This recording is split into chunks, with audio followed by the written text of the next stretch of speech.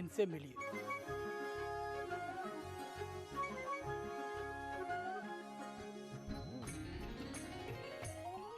इनसे मिलिए कार्यक्रम सुनने वाले श्रोताओं को हमारा नमस्कार।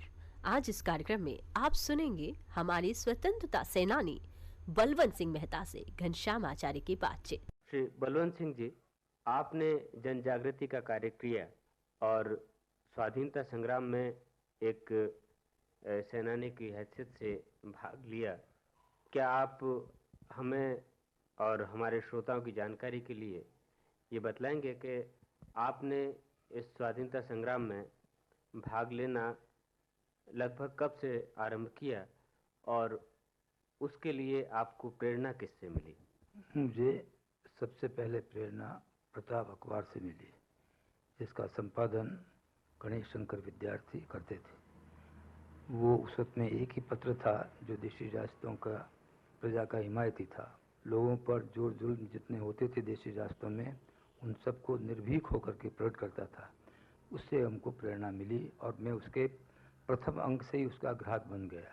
जो जो वो अंक अखबार आते गए और लोगों में रियासतों के खिलाफ जो जो समाचार लोगों को मिलते गए, त्यों त्यों सरकार की नज़र मेरे पे होने लगी।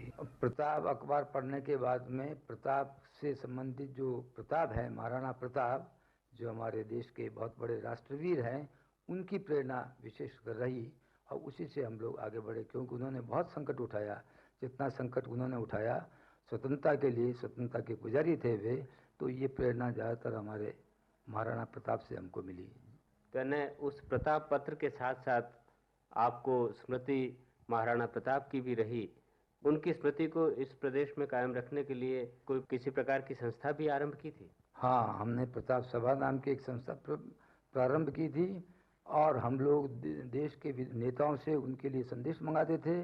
तो हमको बहुत बड़ा प्रेरणादायी संदेश हमको जवाहरलाल नेहरू का मिला कि प्रताप तो एक अपने भारतवर्ष के प्रत्येक मानव के लिए एक प्रेरणा है, प्रतिदिन की प्रेरणा है।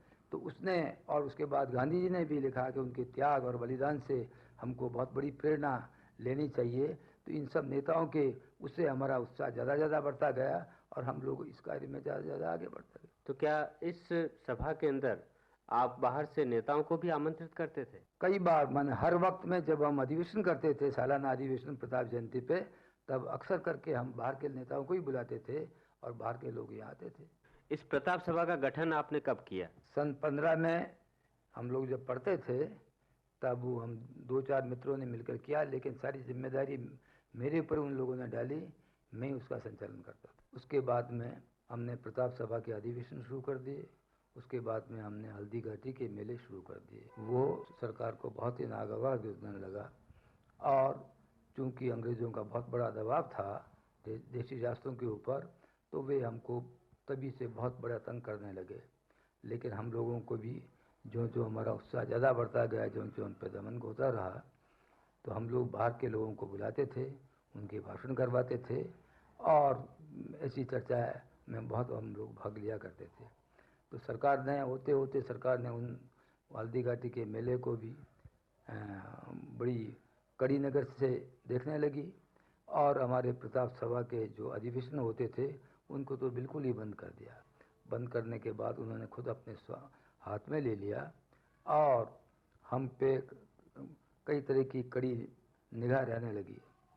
उसके बाद हम लोग यहाँ 29 में जब लाहौर कांग्रेस का अधिवेशन हुआ, उसमें मैं राजस्थान कांग्रेस की ओर से प्रतिनिधि चुना गया। उसके बाद 30 में कराची कांग्रेस में मैं प्रतिनिधि चुना गया और जब से मैंने उनमें जाना शुरू किया तब से और ज़्यादा रियासत की निगाह कड़ी हो गई और वहाँ कराची कांग्रेस में तो मुझे बहुत से क्रांतिकारियों से मिलना हुआ, उसका भी मेरे जीवन पे बहुत बड़ा असर पड़ा। आगे भी आपने बताया 1929 और 1930 में लाहौर और कराची के अधिवेशन में आप उदयपुर के प्रतिनिधि के रूप में भाग लेने गए थे। उसके बाद से आप पर प्रतिबंध भी कुछ ज़्यादा लगा दिए गए और हर बार आपकी निगरानी रखी गई। उस निगरानी के बीच भी आप इन क्रांतिकारियों से किस प्रकार संपर्क स्थापित करते थे, उनकी सहायता किस प्रकार किया करते थे, इस बारे में जरा बतलाइए। उदयपुर हमेशा क्रांतिकारियों का आरंभ से ही एक बहुत बड़ा केंद्र रहा है। यहाँ के महाराणा जो थे वो हमेशा अपने अंग्रेज़ों के विरोधी रहे हैं, मेवाड़ के महाराणा। तो उन्होंने भी यहाँ पर श्याम जी कृष्ण वर्मा इत्यादि को बुलाया, और मैं जब पढ़ता था मैट्रिक में, तब भी यहाँ पर हमारे स्कूल में कई लोग क्रांतिकारी आकर के नवयुवकों को टटोला करते थे, और उनके संपर्क में भी मैं बहुत बार आया। उसके बीच में एक ऐसा नवयुवक हमीरपुर का रहने वाला एक राधेश्याम नाम का युवक, क्रांतिकारी युवक आया। उसने यहाँ पर काफ़ी जागृति की, और उसमें काफ़ी सहयोग रहा। उसने यहाँ से कई सैकड़ों की तादाद में हथियार इकट्ठे किए। हम लोग बराबर पहाड़ों के अंदर जा कर के टेस्ट करते थे, और फिर उसके बाद में हम हथियार भेजा करते थे। तो वो यहाँ पर एक बहुत बड़ी चलचल थी। ये वो वक्त था कि जब मेरठ और काकोरी के षड्यंत्रकारी इधर उधर से फिर रहे थे। शायद ये भी क्रांतिकारी उसी में से था, और यहाँ आकर के उसने बहुत दिनों तक कार्य किया, और मेरा भी उनके साथ काफ़ी संपर्क था। तो क्या इनका नाम राधेश्याम ही था? यहाँ उसने नाम श्याम बिहारी बताया, लेकिन जब मैं पार्लियामेंट में पहुँचता हूँ तो उनके एक साथी मुझे, जो चंद्रशेखर के साथी थे, और उनके साथ में वो पार्लियामेंट के मेंबर होते हुए भी चंद्रशेखर के साथ वो क्लीनर का काम करते थे, और चंद्रशेखर उसका ड्राइवर बन गया था, पुलिस कमिश्नर, अंग्रेज पुलिस कमिश्नर का। उसने मुझे बताया कि वो हमीरपुर का रहने वाला था और बहुत बड़ा क्रांतिकारी था। ये जो अभी आपने बतलाया कि उनके लिए आप हथियारों की खरीद किया करते थे, वो किस प्रकार आप अंजाम देते थे? हम लोग हथियार यहाँ से सकलीगरों से लेते थे, और हम तो बस ज़्यादातर मेरा सहयोग उसमें रहता था टेस्ट करने में। अच्छा, इसकी खरीद के बाद आप इनको टेस्ट कहाँ किया करते थे?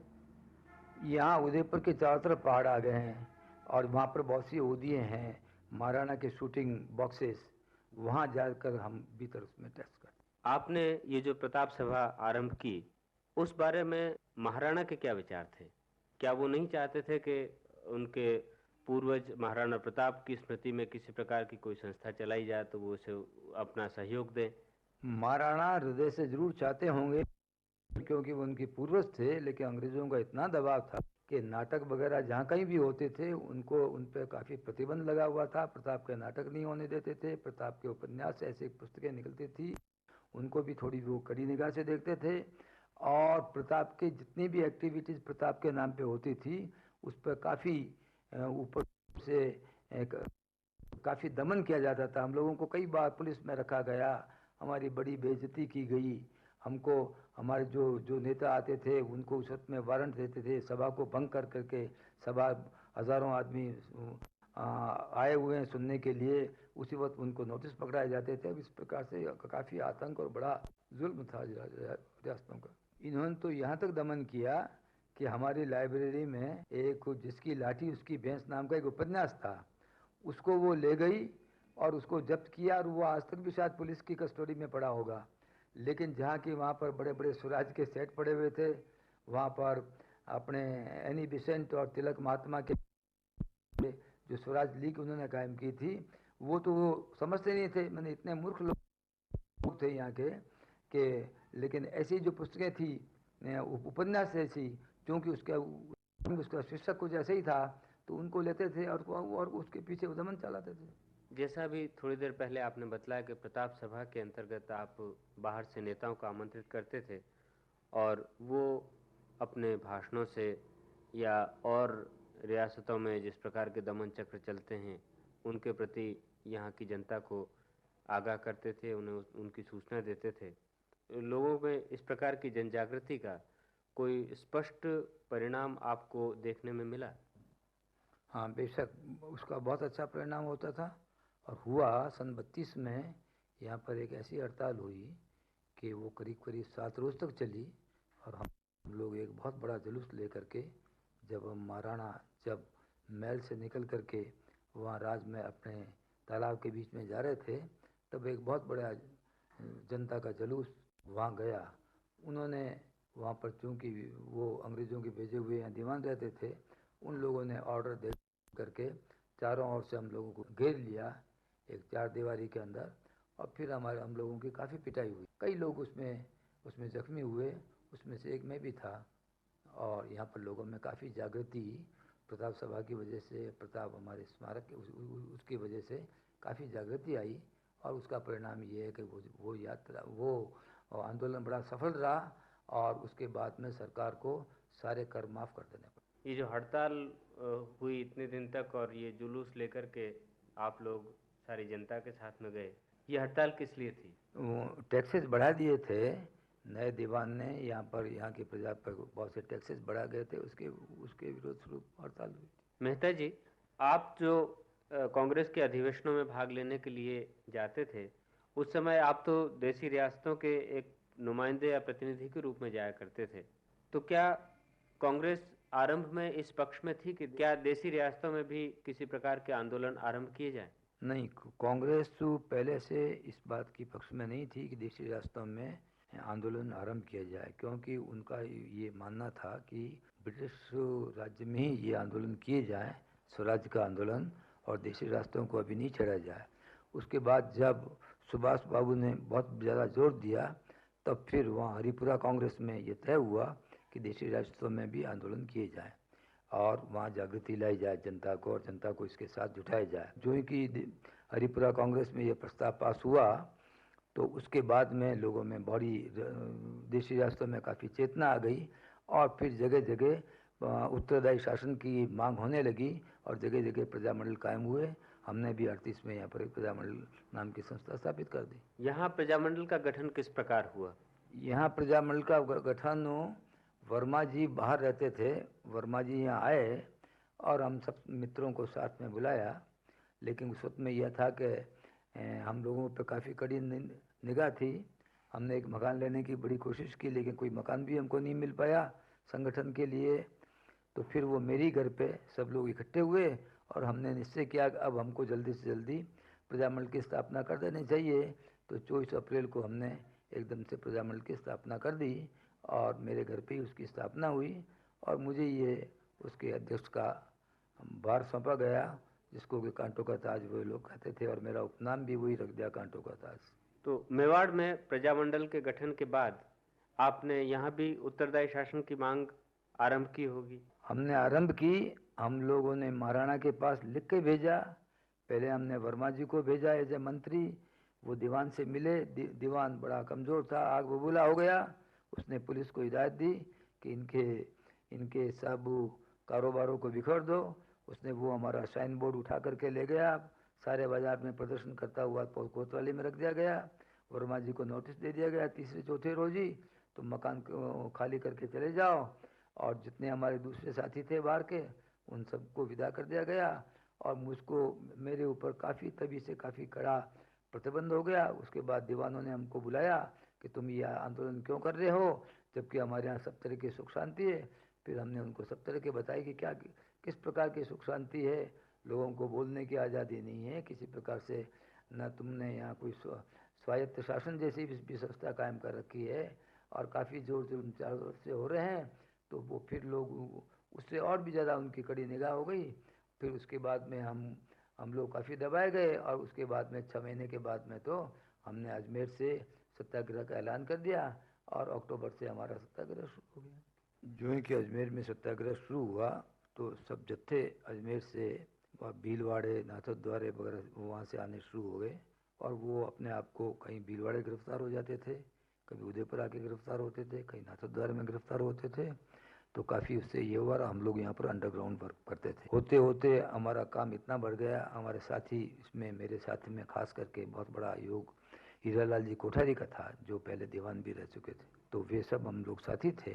तो ये अंडरग्राउंड करते करते हमने ऐसी एक रेजिडेंट की चिट्ठी को हमने उड़ाई थी और उसका हमने प्रकाशित कर दिया। उससे रियासत में बड़ी सनसनी फैल गई और फिर हम ही पे उन्होंने शक करके एकदम से मुझे गिरफ्तार कर लिया। फिर मुझे यहाँ एक गिराई नाम की, जहाँ पर बहुत ऊंचे दर्जे के मुलजिम रहा करते थे, उनकी पिटाई होती थी, उसके ऊपर कपड़ा उड़ा करके पिटाई होती थी। उस गिराई में मुझे भेज दिया। उसके बाद में फिर मुझे जंगल में सराड़ा नाम का एक, यहाँ से 40 मील की दूरी के ऊपर एक जंगल है, वहाँ एक कस्बा है, वहाँ के जंगल में मुझे भेज दिया और वहाँ पर एक मकान था एक टेकरी के ऊपर, वहाँ उसको बंद कर दिया। मेहता जी, आप तो स्वाधीनता संग्राम के सेनानी रहे हैं और आपने अपना यौवन काल उस स्थितियों में गुजारा है जबकि इस देश पर दूसरे देश के लोग राज्य करते थे। लेकिन अब भारत स्वतंत्र हो चुका है और यहाँ हमारी ही अपनी ही सरकार है। तो आप इस स्वतंत्र भारत की जो युवा पीढ़ी है उन्हें अपनी ओर से क्या दिशा निर्देश या संदेश देना चाहेंगे? हम लोग जिस वक्त में आंदोलन करते थे उस वक्त में काफ़ी लोगों में जोश था और उमंग थी विद्यार्थियों में, नवयुवकों में। नवयुवक हमारा साथ देते थे। तोड़फोड़ भी हम लोग करते थे। तो कौन सी तोड़फोड़ करते थे? जैसे कोई यहाँ हमारे यहाँ विक्टोरिया की मूर्ति थी, बहुत बड़ी विशाल और बड़ी कीमती थी, उसको हमने काला किया, उसको तोड़ा फोड़ा, लेकिन कोई राष्ट्र की संपत्ति को हमने कभी भी ऐसा हाथ नहीं लगाया।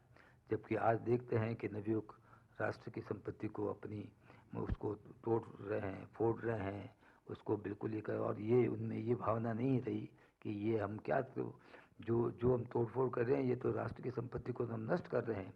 इसलिए मैं उनसे यही आशा रखता हूँ और मैं यही कुछ उनसे कह सकता हूँ कि उनको देश को सर्वोपरि समझ करके, देश की संपत्ति को अपनी संपत्ति समझ करके, इस प्रकार से ऐसी प्रवृत्तियों से बिल्कुल अपने आप को अलग रखना चाहिए और जिसमें देश का उत्थान हो, जिसमें देश आगे बढ़े, जिससे हमारा गौरव और जगह फैले, इस प्रकार से अपना चरित्र और राष्ट्र के चरित्र को बढ़ाने में उनका सहयोग होना चाहिए। मेहता जी, आपने हमें और हमारे श्रोताओं को अपने स्वाधीनता संग्राम के दिनों की जानकारी दी, उन दिनों के आंदोलनों के बारे में बतलाया और हमारी आज की युवा पीढ़ी के बारे में जो दिशा निर्देश दिया, इसके लिए आपको बहुत बहुत धन्यवाद। अभी आप सुन रहे थे स्वतंत्रता सेनानी बलवंत सिंह मेहता से घनश्याम आचार्य की बातचीत। इसी के साथ इनसे मिलिए कार्यक्रम समाप्त होता है। नमस्कार।